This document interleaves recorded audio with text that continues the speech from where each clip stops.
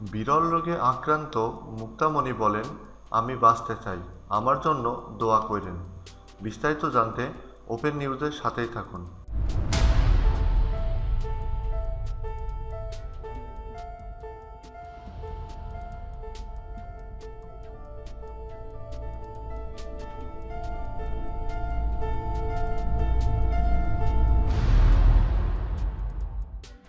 নিজের রোগ মুক্তির জন্য সবার দোয়া চেয়েছেন মুক্তামণি।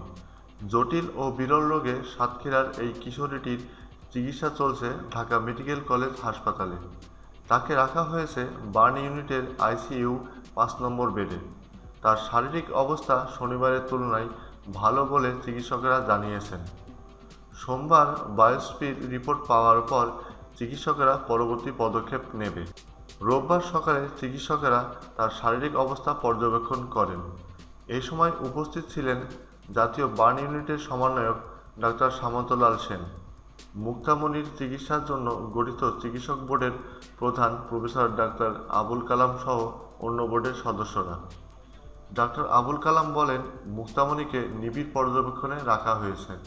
আগামীকাল সোমবার বায়োপসির রিপোর্ট পাওয়ার পর পরবর্তী পদক্ষেপ নেওয়া হবে। প্রয়োজনে আরেকটি বোর্ড গঠন করা হবে।